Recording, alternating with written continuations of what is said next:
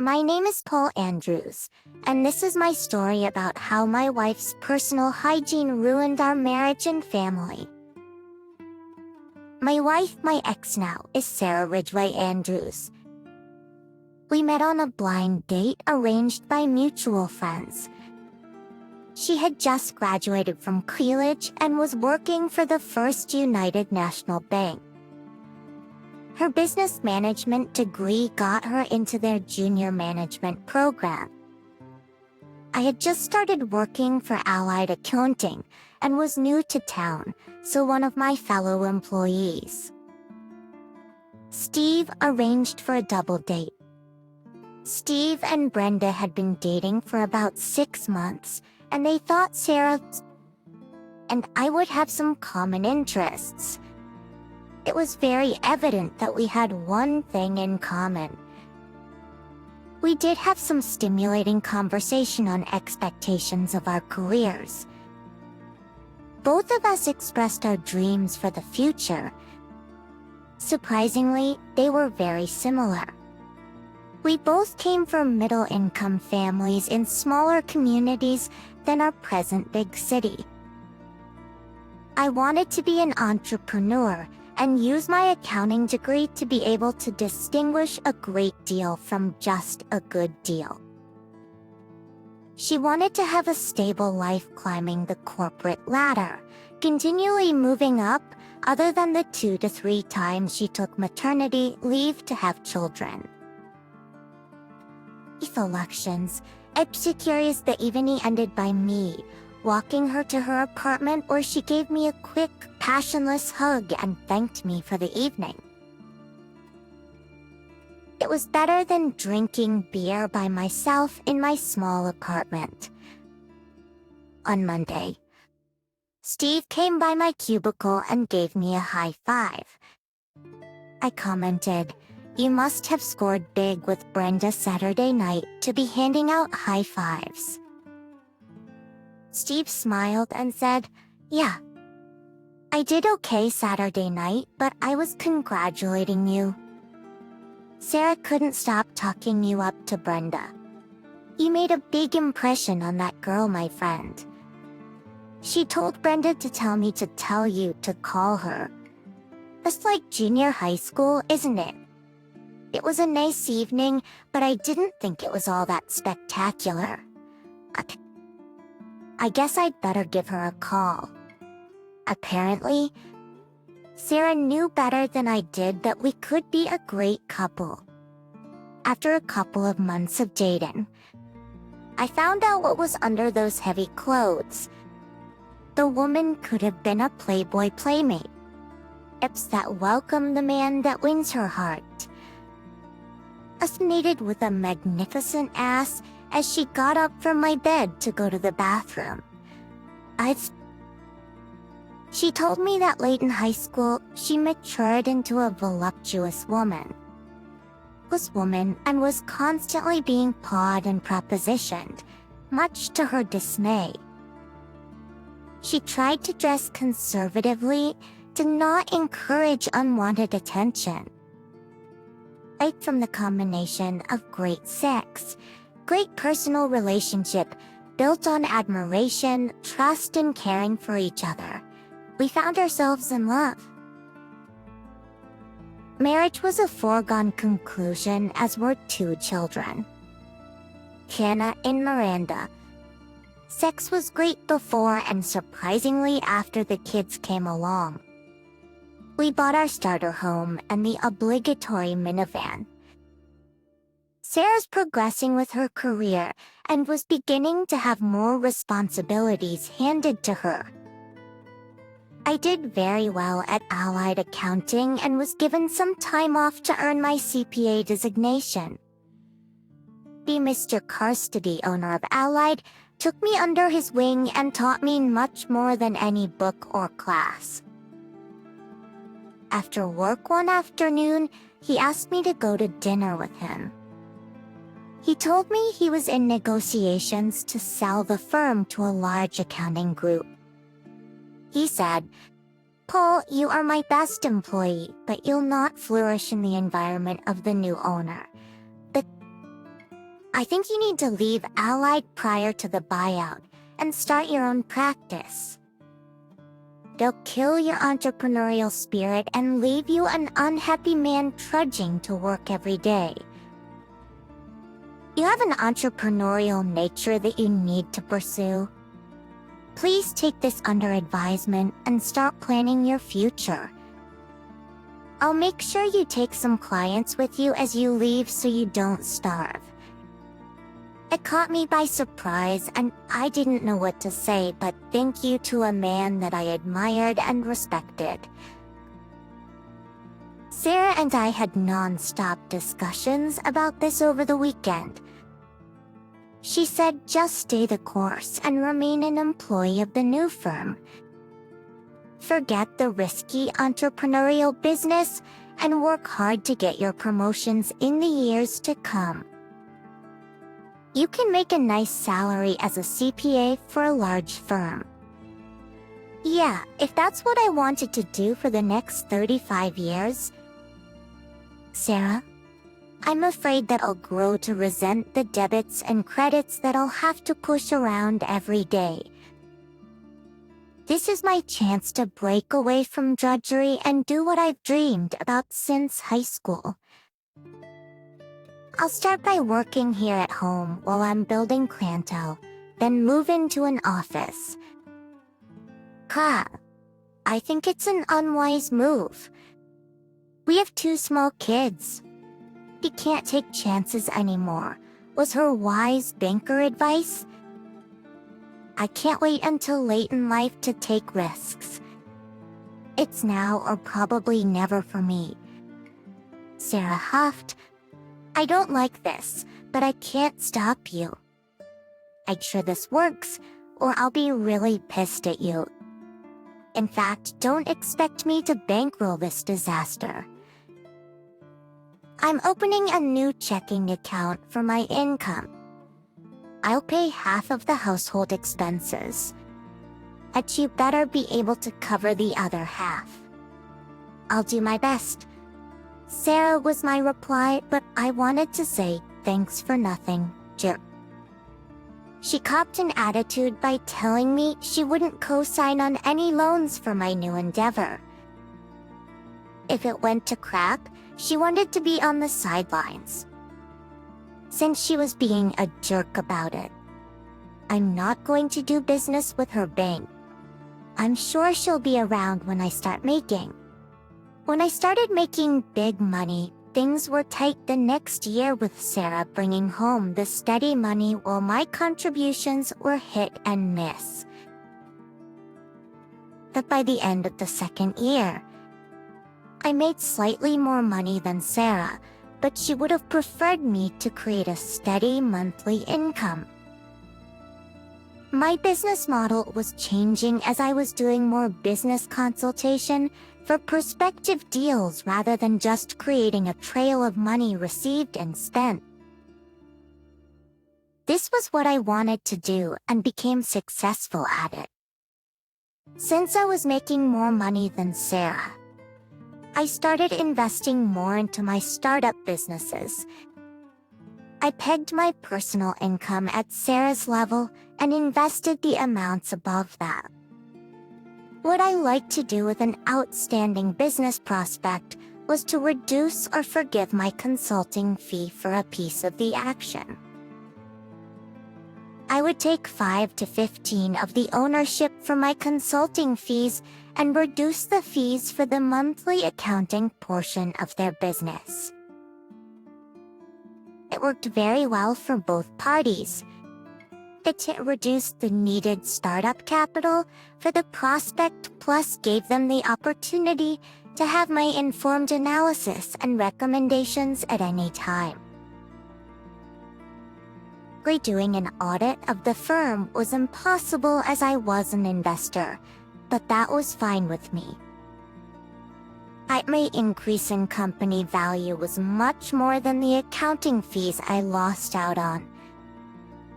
The company could buy me out at any time at an agreed-upon market value formula. The only person not happy with this arrangement was Sarah. She really didn't like me investing in startup businesses, so I quit telling her. The revenues of my accounting corporation did not reach the level she thought I should have. Instead of revenue, I was building net worth. It didn't show on my balance sheet as the acquired stock was valued at my actual cost of purchase, which was quite low. Since I had built a strong depth of knowledge and abilities in my staff, I allowed myself the luxury of spending more time with my kids. The 3 months of tax season was a different story. I tried not to miss a play, concert, or sports event they were involved in. I handled all the parent-teacher events without Sarah. These were good years, as the kids were a delight and Sarah and I were doing better than average for our age. As a result of her knowledge and work ethic, Sarah was appointed assistant vice president of the bank, with several people answering to her. As a result of that promotion, she decided we needed a larger, nicer home commensurate with her status as an officer of the bank. I told her we would be better off to wait, which she did until the next Saturday. She went to a home show and signed a contract to move up. I wasn't happy, but not much I could do about it. Through my membership in the Chamber of Commerce, I became friends with a few of the loan officers from her bank. They told me that Sarah was referring to me as her little bookkeeper. This disrespect started to show up at home with snide remarks about how well other accounting firms were succeeding. Dr. Ayton, while I seemed to slumber, I wasn't asked to join her at the bank Christmas party or summer party. Not that I thought it was a fun time, but I felt like she was not wanting me to be around her professionally. It was time to have a discussion with her about our relationship.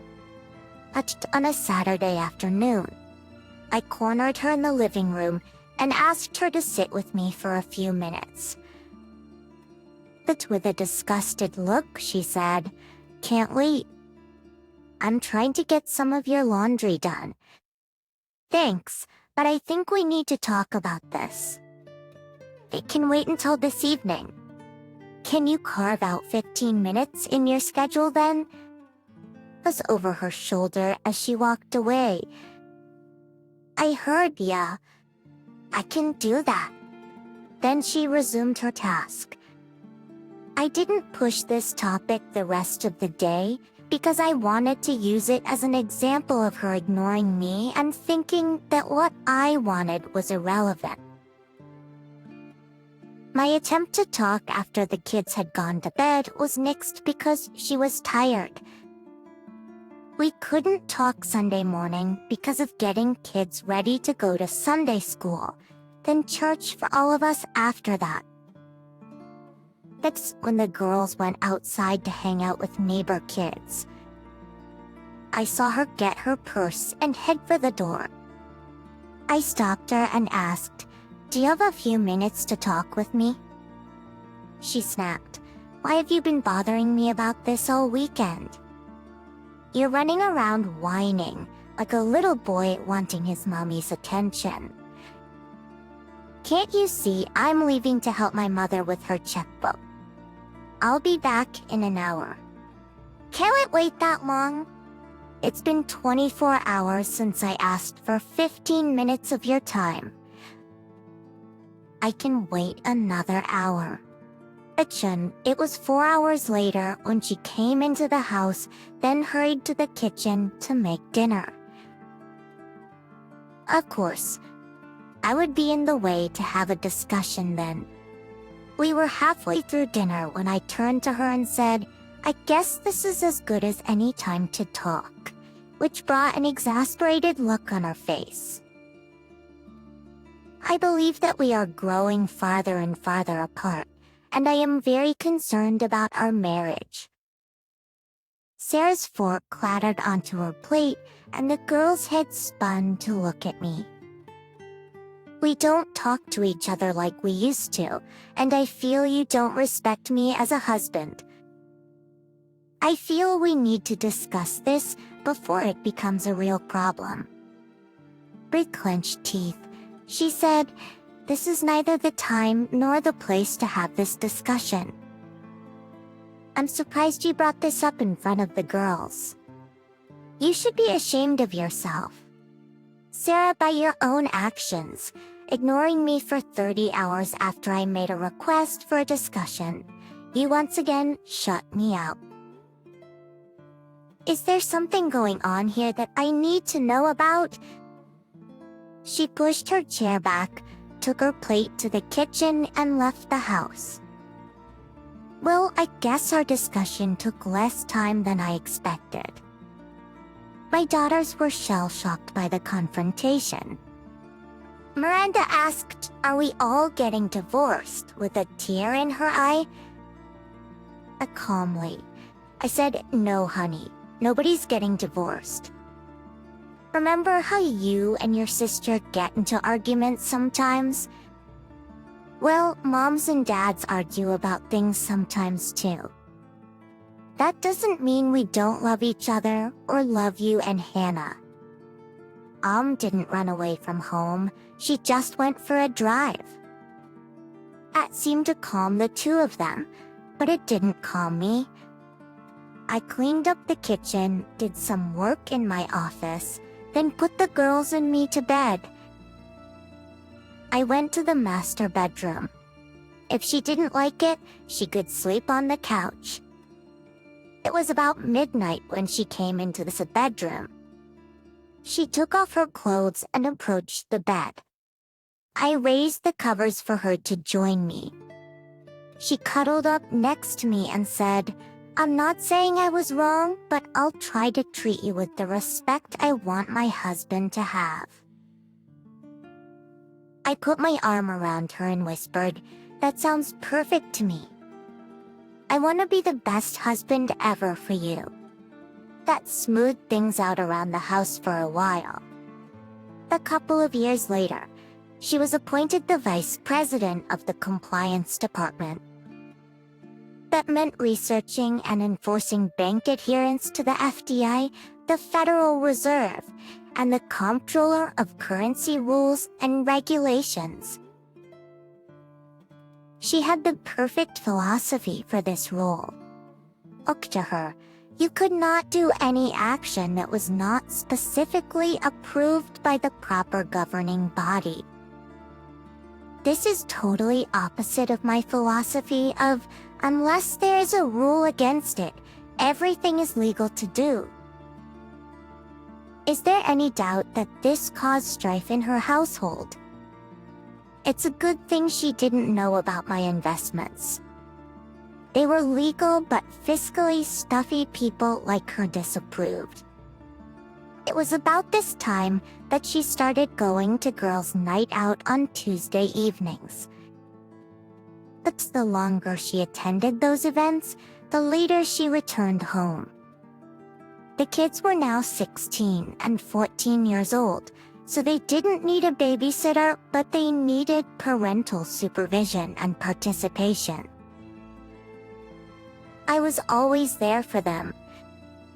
One Tuesday evening, I heard fierce cussing from the master bathroom and went upstairs to see what happened.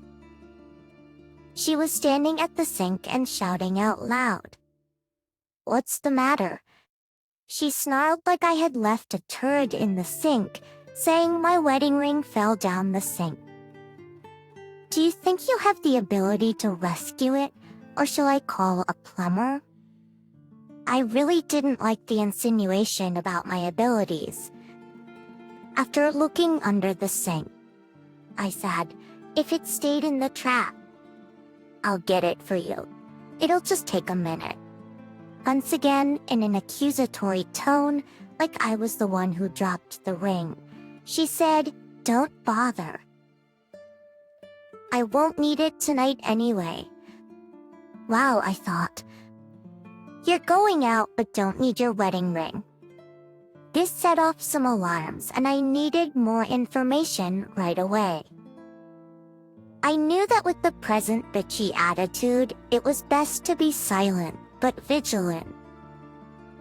Quickly, I looked at her and saw that she had moved to the bedroom and was putting on a sexy undergarment. Something that I had not seen before. She was trying to avoid my view of her getting dressed. Girls' night out. Just like every other Tuesday night, don't you remember?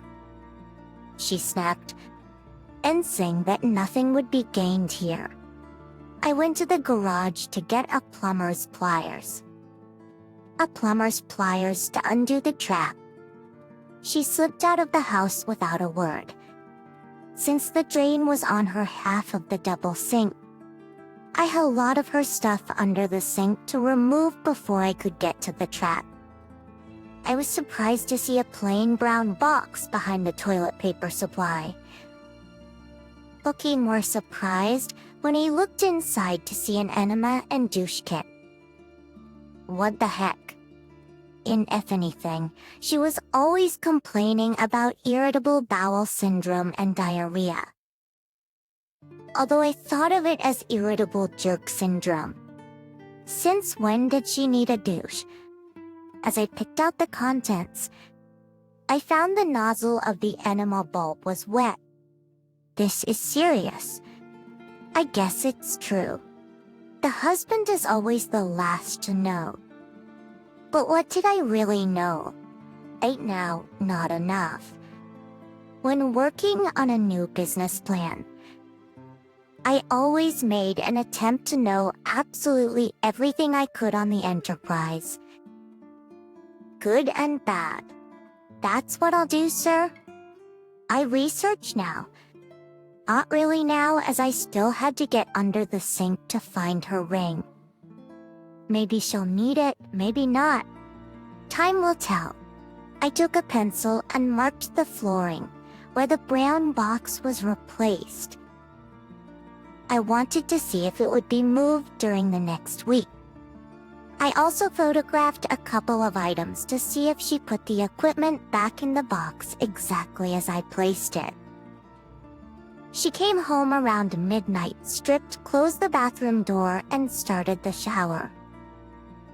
I tried to act like I was asleep, but if she had touched my chest, she would have found my heart pounding like crazy.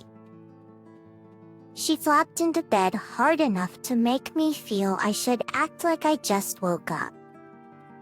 Then I heard a slight chuckle from her. The next morning, I got up early, mostly because I couldn't sleep. I was very considerate to close the bathroom door prior to my shower. Really, I wanted to check the brown box, and sure enough, the box had been moved. The douche nozzle was still wet, and the box was moved an inch from my line. An anime prior to a night out, and a douche on the way to bed. Somebody is doing some serious stuff.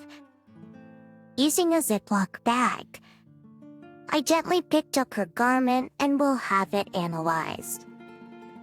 It had been about 3 weeks since we were intimate. But as I was an accountant, I was very familiar with what happens with asset distribution during a divorce. I had done a number of evaluations for both husbands and wives in divorces.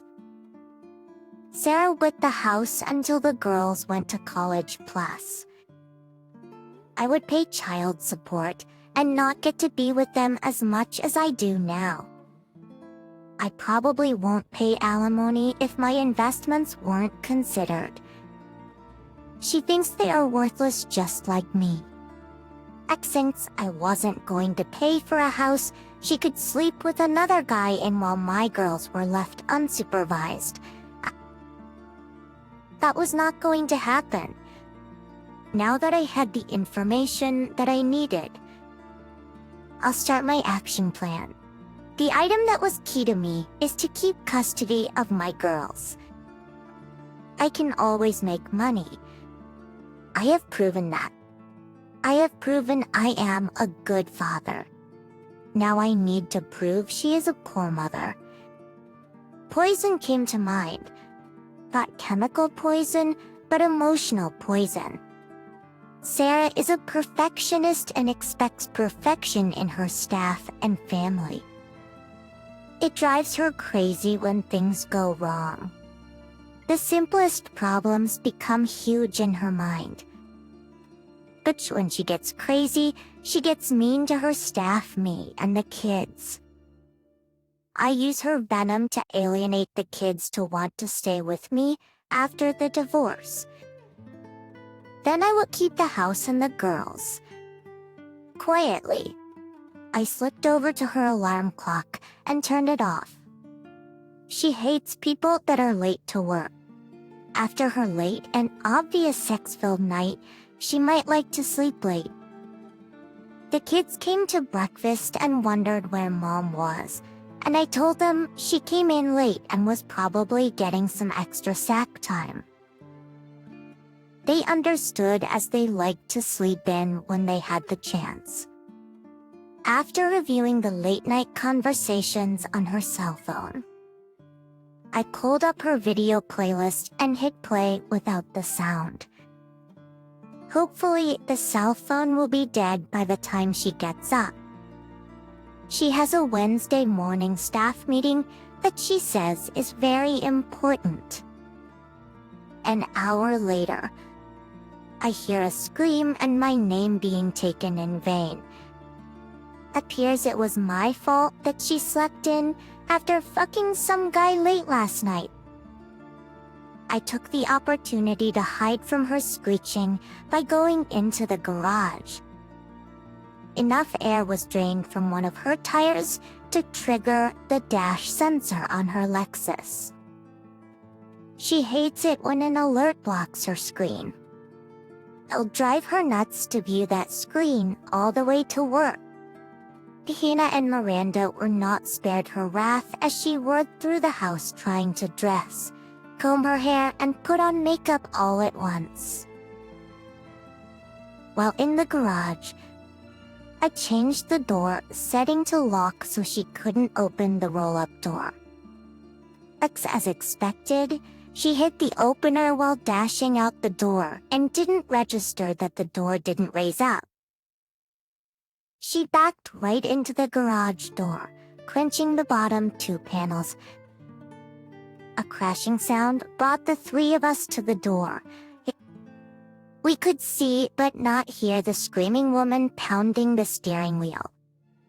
As she moved the Lexus forward, I straightened the panels and raised the door, creating a horrible screech.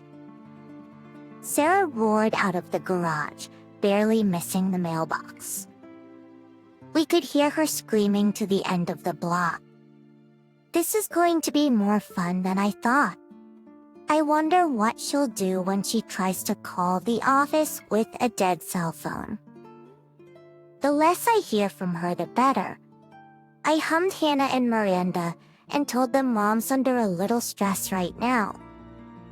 She'll be better when she gets home tonight. She still loves you though, me not so much. Then all three of us laughed. The alarm clock in our bedroom was now turned to maximum volume. I'll let her make sure the alarm was turned on. Unlike my spouse, I was on time for work that morning. My staff always knows it's a good day when I walk through the door whistling. My good mood lasted until 10 a.m. when my cell phone vibrated so hard it almost fell off my desk. I thought, gee, it must be my darling wife calling me. "Good morning, dear," was all I got to say before the obscene language started. In a shrill voice I heard, "You need to get your ass over here and repair my tire." I was almost killed driving that dangerous car. If you would have let me have that Mercedes I wanted, we wouldn't have this problem. I'll get this fixed. Actually, I said, you have triple coverage. All you have to do is call them and they'll take care of it. Screw you was her response. By her comments, I gathered that she wouldn't actually screw me that night. Since my morning had gone so well, I told my assistant I needed to run some errands and would be back after lunch. My first stop was to a security store and bought some small cameras for the house and a voice-activated recorder to hide in her purse. I needed to know my enemies and what they're doing. The next stop was to go home and install the cameras in the living room and our bedroom. I made the garage panels workable, but they were not pretty. They screamed some dumb crap backed into me for all the neighbors to see and snicker. While back at work, I reviewed all my personal banking and investment files. We only had one joint credit card, so I canceled it. The only joint banking account we had was for household use, so I left it open, but reminded myself to make sure her half made it to the account each payday. As usual, I made it home before Sarah, and I was fixing dinner when I heard the overhead garage door squeak and groan as it opened. The FBI could not have kicked in the door any harder than Sarah did. But both girls that were at the kitchen table screamed and crawled into the pantry in terror. The she-witch stomped directly up to me very threateningly and said, "I have never had such a crappy day. I'm going upstairs and soak in my tub." It's the statements. The girls and I had a quiet dinner, whispering like 12-year-olds. I went upstairs and asked her if she wanted some dinner, and she threw a bar of soap at me, then snarled. If I wanted dinner, I'd have told you. Now leave me alone. This was the perfect time to make a small slit in her purse and put the voice recorder inside the lining. I went downstairs and slept on the couch in the den. I certainly did not want to be in bed with her, as her alarm screamed at full volume tomorrow morning. The blast of the latest rap song on the radio alarm clock preceded a shrill from my spouse, followed by screams of two terrified teenagers. While Sarah was slamming things around in her bathroom, I took the opportunity of going to the garage and put some dark brown grease from my riding lawnmower on the seat of her car. After sitting on that grease on the way to work, it would appear to others that she had crapped her pants on the drive. This time, literally instead. Literally instead of figuratively, we had about the same amount of bile and rage from her as the night before. I also put some grease on the skirt she wore the previous day for consistency, and hopefully someone else to blame. It's her assistant Linda, who is married to one of my friends, called me and told me about the total meltdown as Sarah discovered her skirt. She told me that Hurricane Sarah had made landfall and everyone should be warned. For the next few days, I eased off from tormenting her.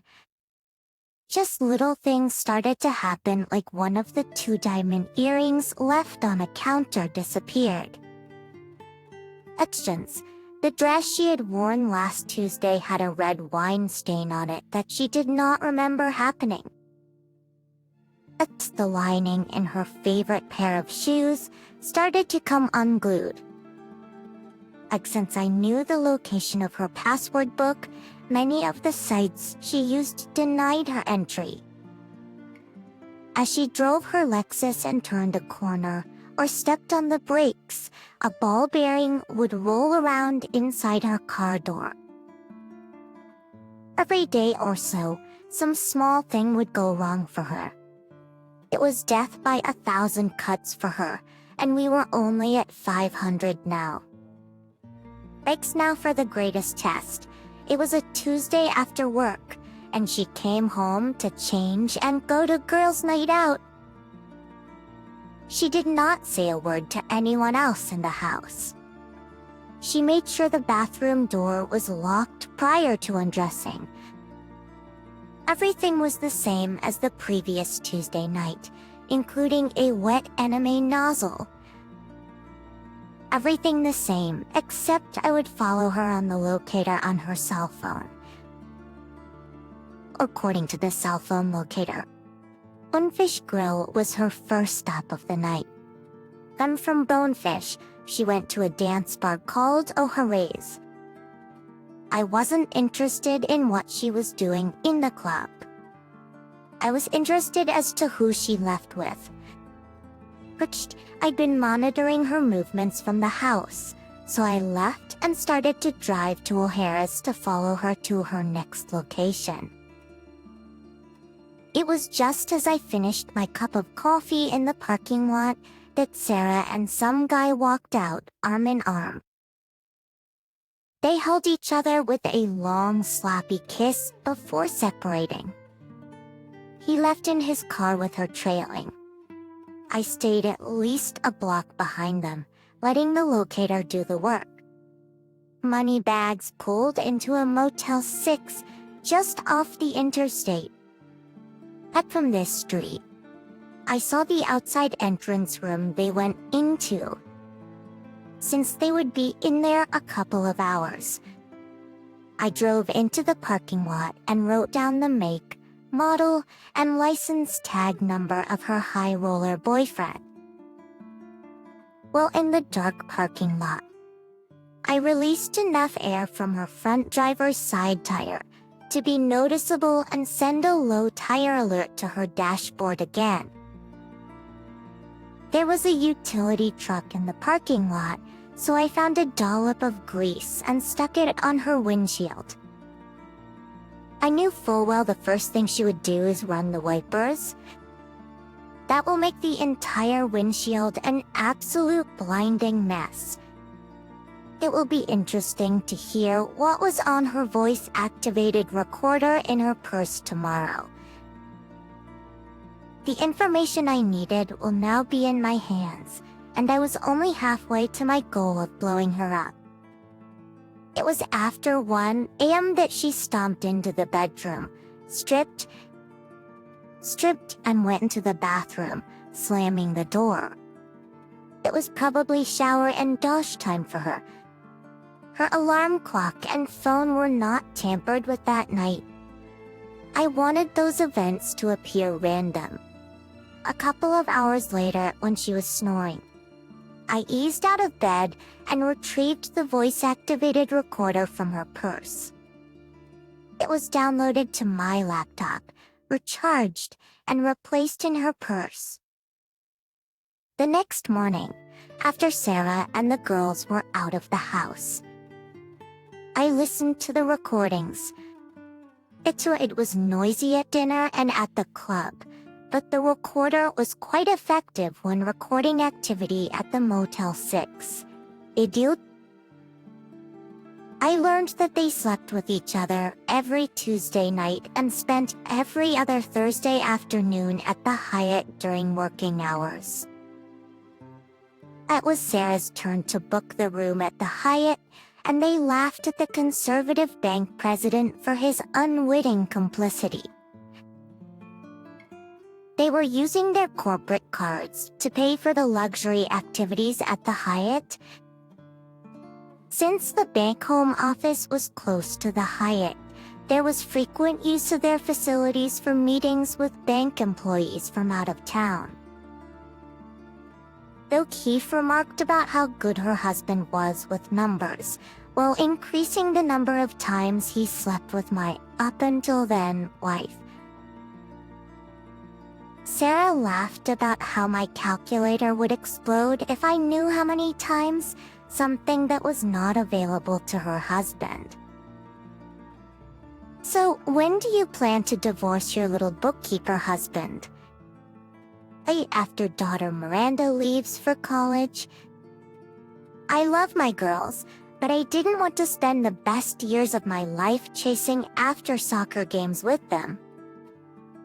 He is the best mom in the world, and I'm glad he's doing it. I don't know why, but I just can't stand to be around him anymore. I tried everything to get him to be more successful, but he just wants to be an average guy without goals. He's just wasting his life. If you dislike him that much, why don't you divorce him now and make him pay child support and have more time with me? With a giggle, she said, look at the whole picture. If I got divorced and got child support, I would still have to pay for childcare, a maid, and a cook. My Wimster does that now for free, plus brings money into our joint account. I don't have to pay as much household costs, plus I get to hide a good portion of my paycheck or you can't find it in the divorce. I'm using him for household expenses while building my secret stash. Speaking of divorces, when do you pull the trigger on your frigid wife? That date, my dear, is set in stone. Her father demanded I sign a prenuptial agreement before our marriage. I signed only when we added an expiration date of 20 years.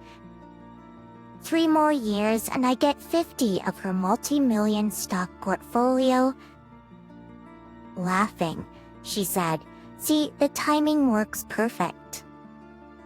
The end of your prenup is about when Miranda goes to college. We can both walk away then. After hearing that conversation, I could not believe there were any people on Earth as selfish and conniving as them.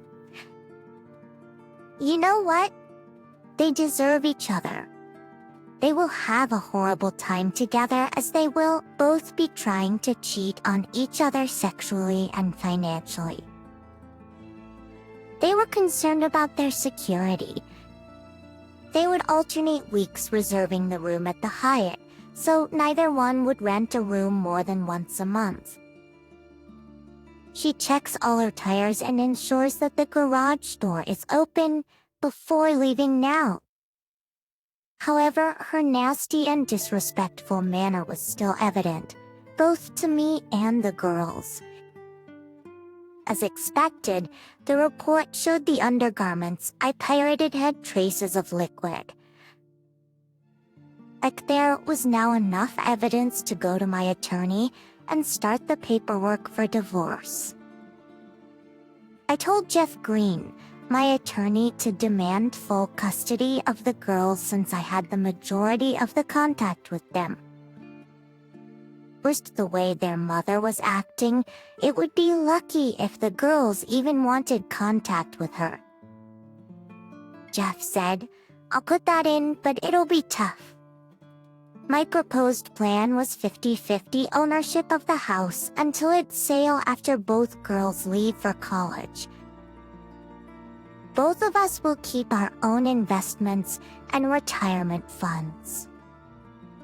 Since I had limited my taxable earnings to roughly the same as hers, neither of us should pay alimony. She should pay me the normal childcare allowance, including college. We had set aside enough for tuition, housing, books, and meals, but not enough for walking around money, etc. As when she became a full vice president, she enrolled in the bank's deferred compensation program. I'll leave that account alone in case she wants my partnership investments. Then I'll bring up her deferred comp to counter her demand. It's in preparation for our divorce. I started removing important items from our house and put them into storage. Plus, I set my computer to an external hard drive every day, keeping it separate from my computer. I was planning on keeping the house, but I didn't know how violent Sarah would be when served. With a reference from my attorney, I hired a private investigator to find out who Keith was and where he worked. I gave him the car tag information I had to speed up his search. Each year, at the end of the third quarter of the bank's fiscal year, they begin the budgeting process for the coming year. All employees have a questionnaire to complete, and each department must reassess its performance and budget. At the end of this process, the senior management group has a formal dinner and dance at the Hyatt. It is a tuxedo and evening gown event for senior officers and spouses, with many of the attendees reserving a room at the Hyatt. Sarah told me about this event years ago, but by the time she was a member of this group, I was deemed unworthy. She made a point of reminding me of this event, and if I were more successful, maybe I could attend next year. She thought that would motivate me, but I couldn't care less about being bored by these people. It was almost on a daily basis. I was examining her closets and drawers for other information about her infidelity. Each a week before her gala, I found a new shoebox that was racked up in the back of her closet. That's where I always started looking, the back of the closet or drawer. It was a pair of very fancy Jimmy Choo evening shoes. There was no receipt, so I used Google and got a slap in the face. The shoes were over $1,000. Since the meeting was in a few days, I had to think about how to counter this. I thought of replacing the Choo shoes with an old beat-up pair of yard shoes or a pair of Crocs.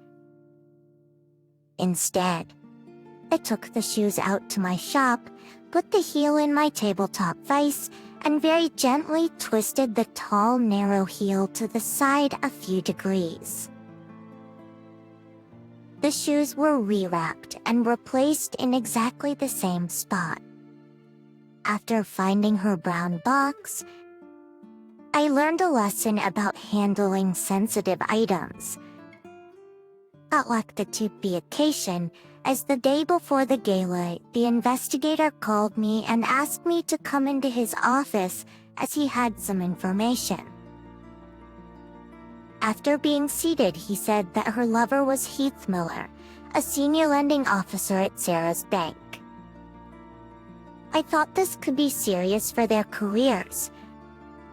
They don't report to each other, however. Her main duty is to keep the loan department in compliance with rules and regulations. This is on top of the rule that no sexual relationships between employees are allowed. They are on thin ice. I told him it was great information and asked if he could set up some cameras for the senior management meeting at the Hyatt on Friday night.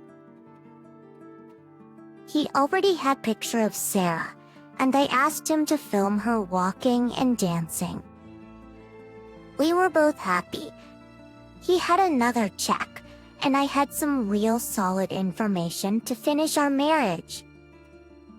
The film I saw Friday evening was hilarious, so much so that the detective kept laughing while we watched. She walked like she was drunk. That's the pressure of all her weight on that tiny endpoint on her heel, which was a few degrees off, pushed her legs to the outside, making her stumble. She knocked into tables and chairs. At one table, 2 bottles of red wine were tipped over on everybody. I plan on sending it to America's Funniest Videos as soon as Sarah signs the release. Yeah, right? Of course. Sarah and Keith retreated to his room to sleep the night away. Updates, all documented by a tiny video camera slipped under their hotel door. Isn't it great how technology has improved our lives in the past few years? Even though Sarah returned home before noon on Saturday, we didn't see much of her until late Sunday morning. Spiritually, she needed to go to church that morning, but she stayed at home instead.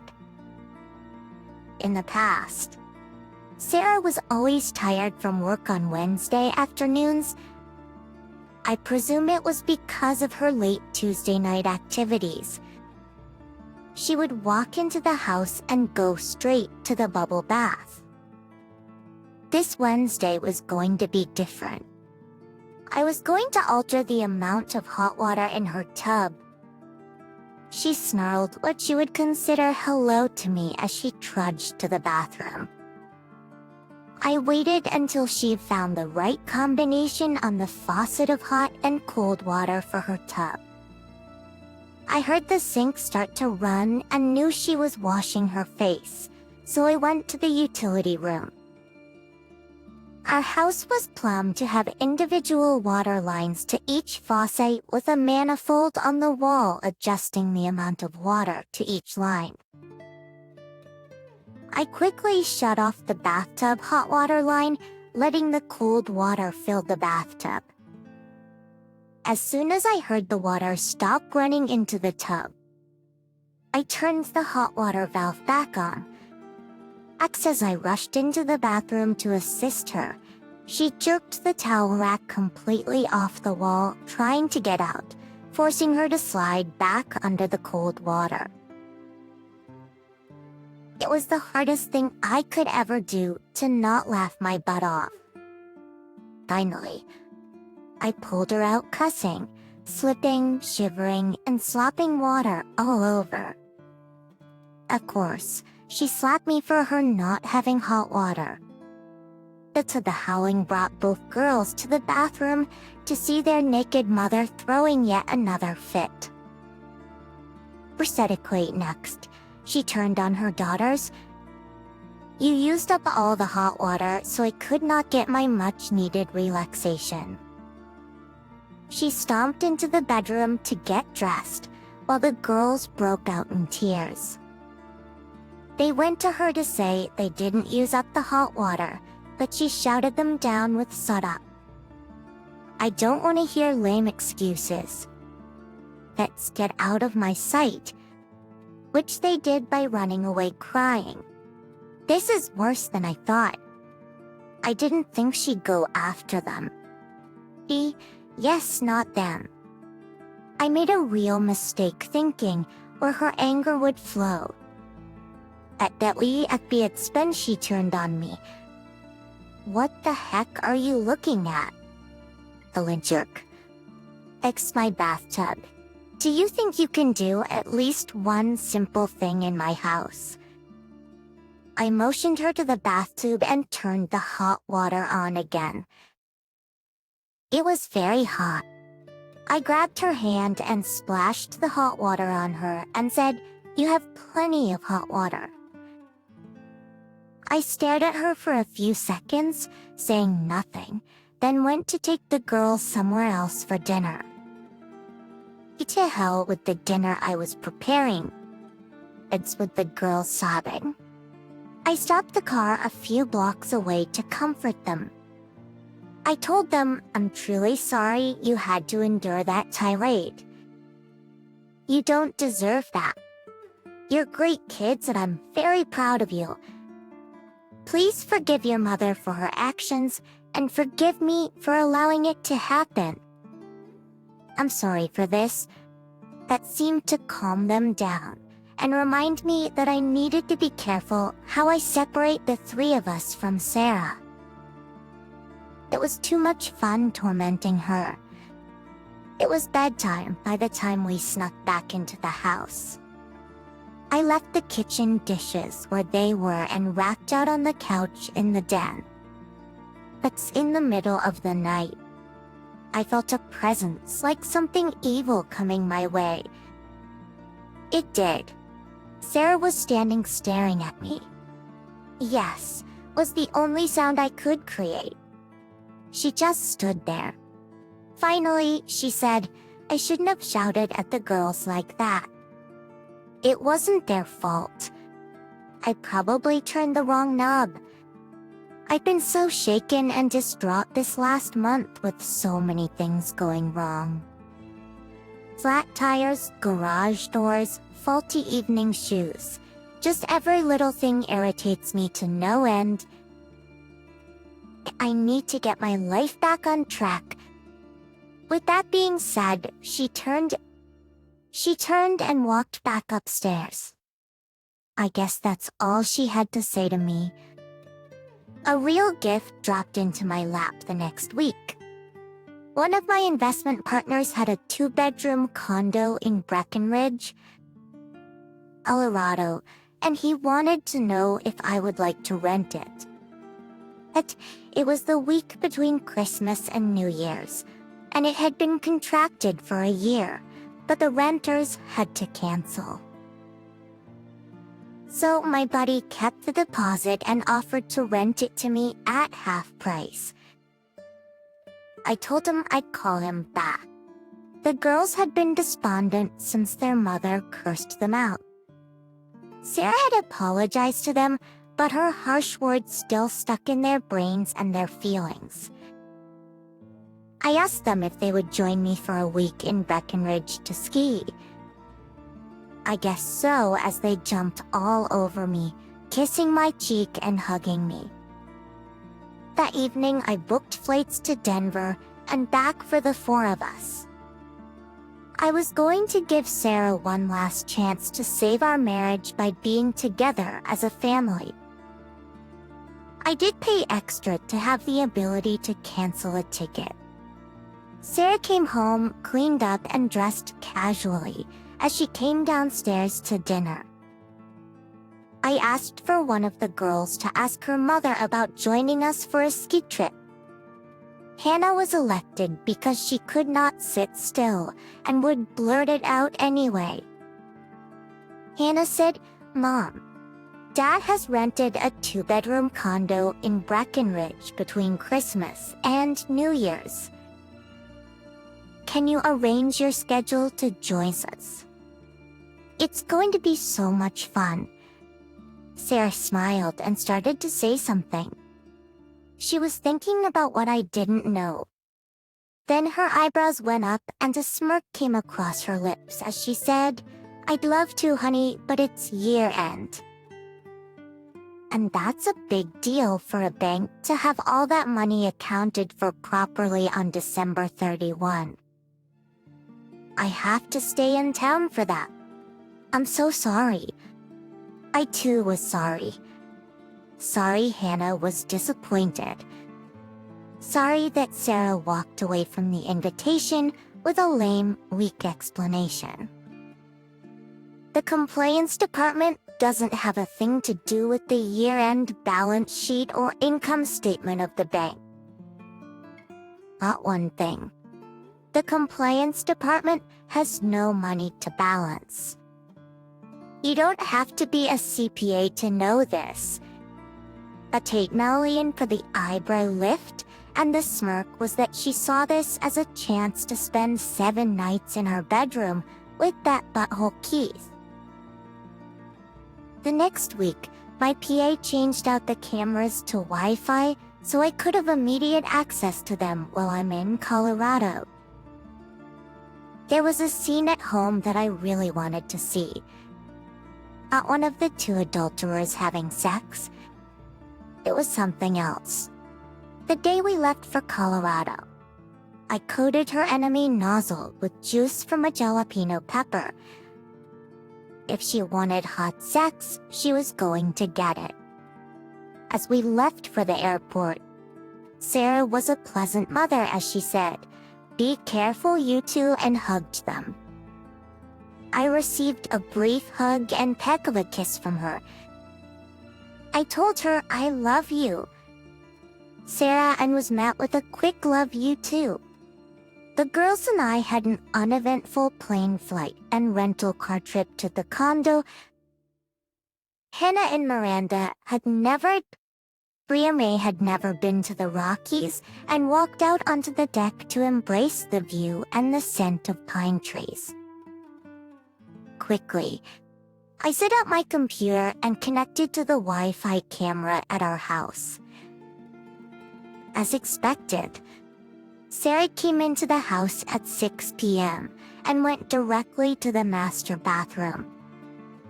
I didn't need a camera in the bedroom. I had no interest in watching them. My view was of the stairway, living room, and kitchen. Suddenly, Sarah came stumbling down the stairway, howling about being on fire. I guess she found her preparation H was also tainted with jalapeno juice. She was nude and waving her hands over her hairless loser, trying to cool down her crotch. Her face was bright red and contorted in pain. I thought about how much fun my private detective would have as he watched this. She ran to the refrigerator and pushed the lever for ice cubes. She and the ice cubes fell to the tile floor as she tried to shove the soothing cubes up her burning butthole. Even though she was naked and wet, she was panting and sweating profusely.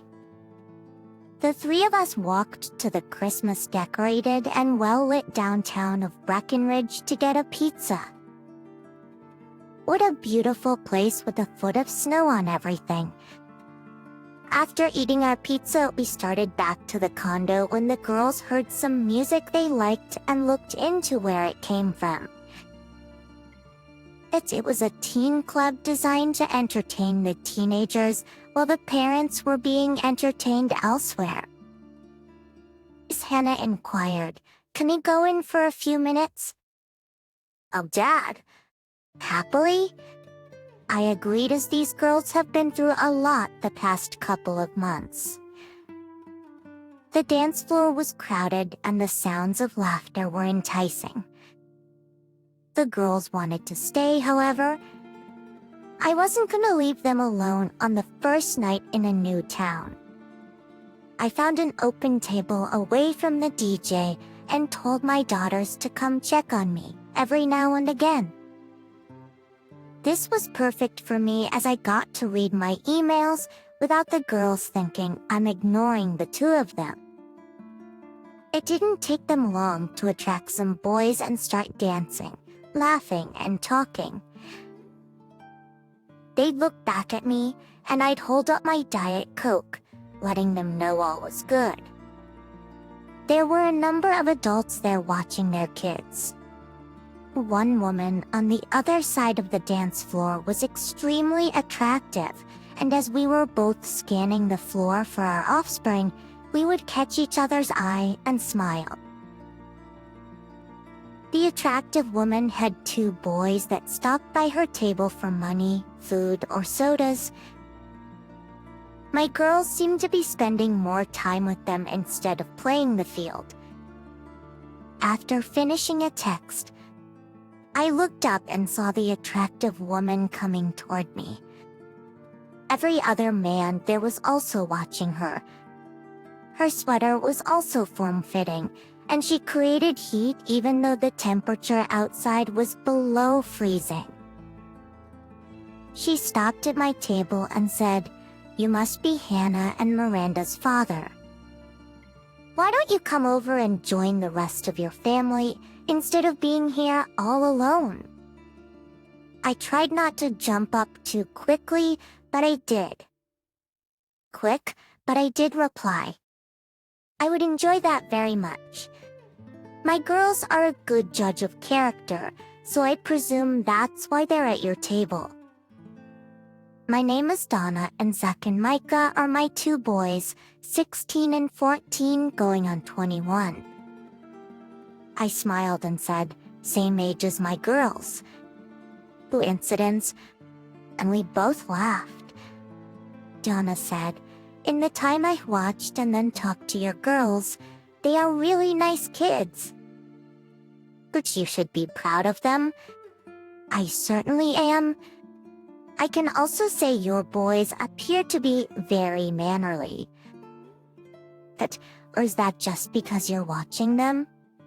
Donna laughed and said, "You are very perceptive."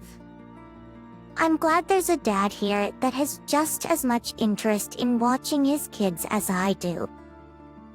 Say, I work from home, so I am the one to send them off in the morning and am's there to greet them when they get home.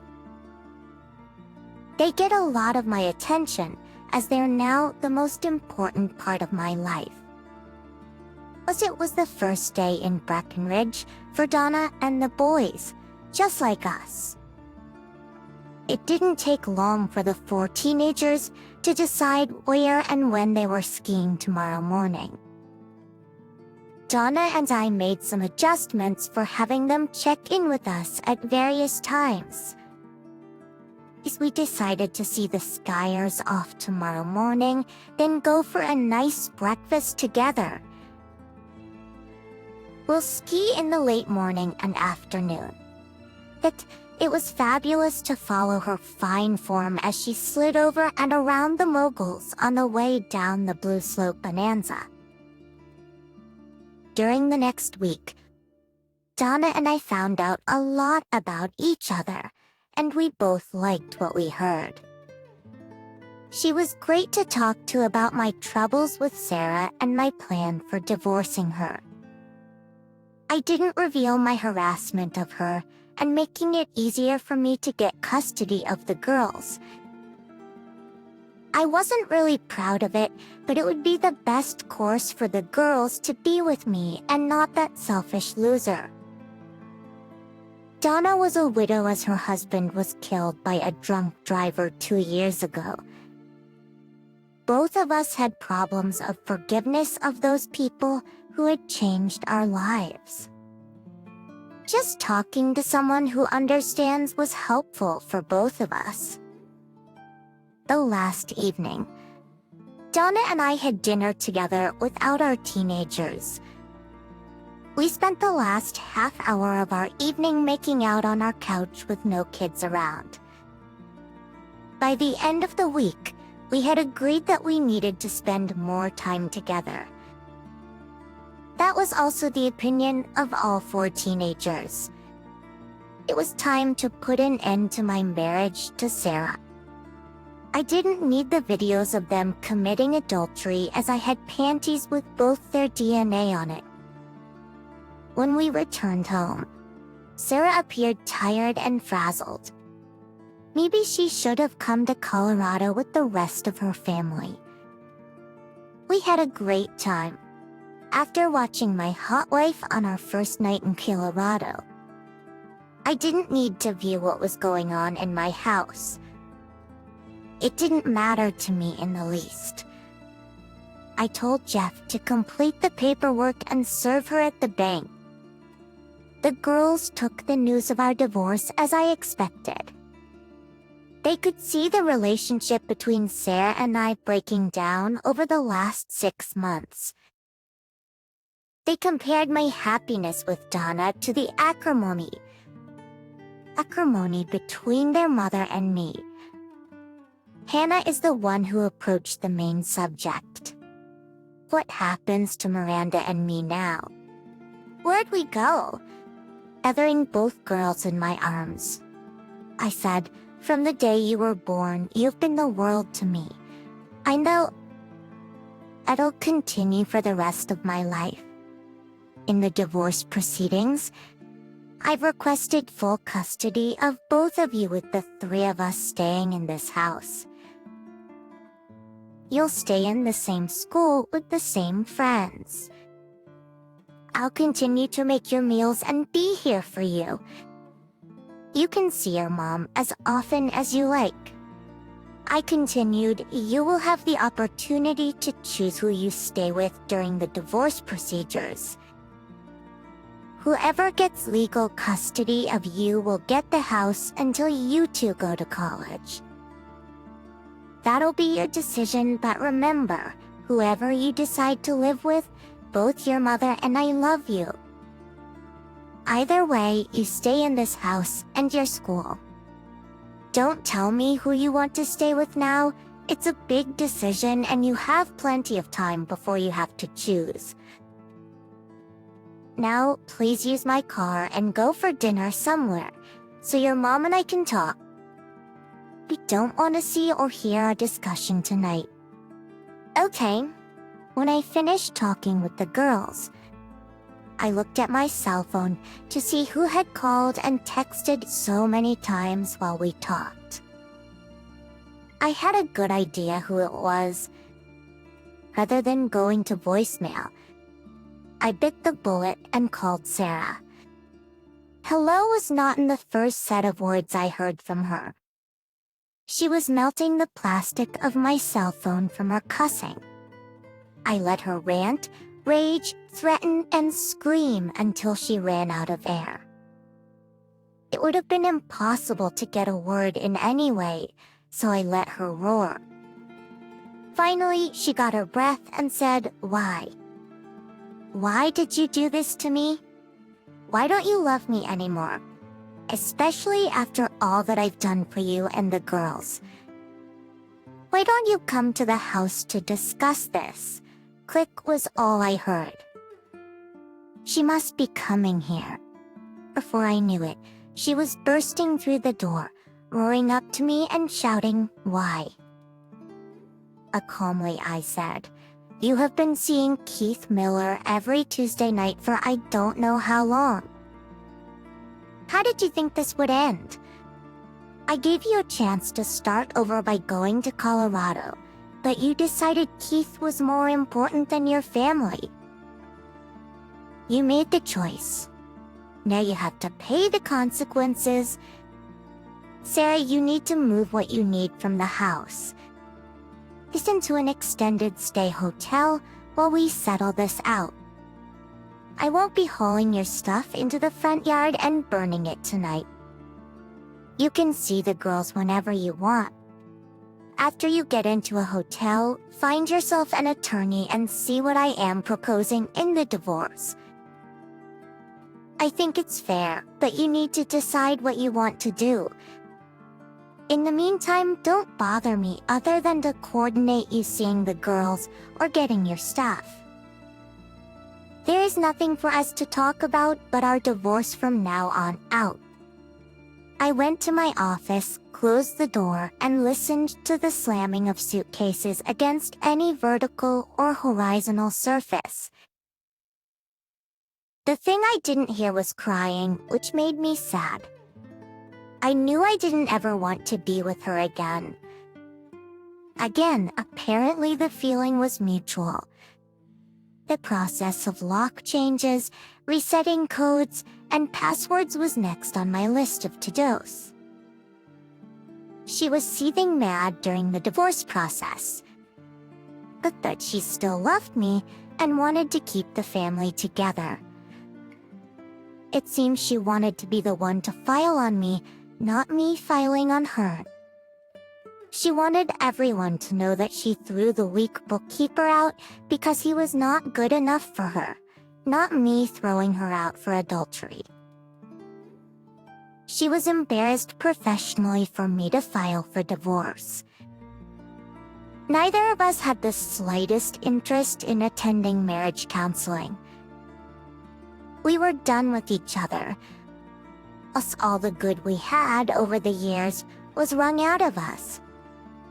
I was so lucky that I succeeded with the divorce, unlike so many other men. Foremost, Hannah and Miranda decided they wanted to live in the house with their father.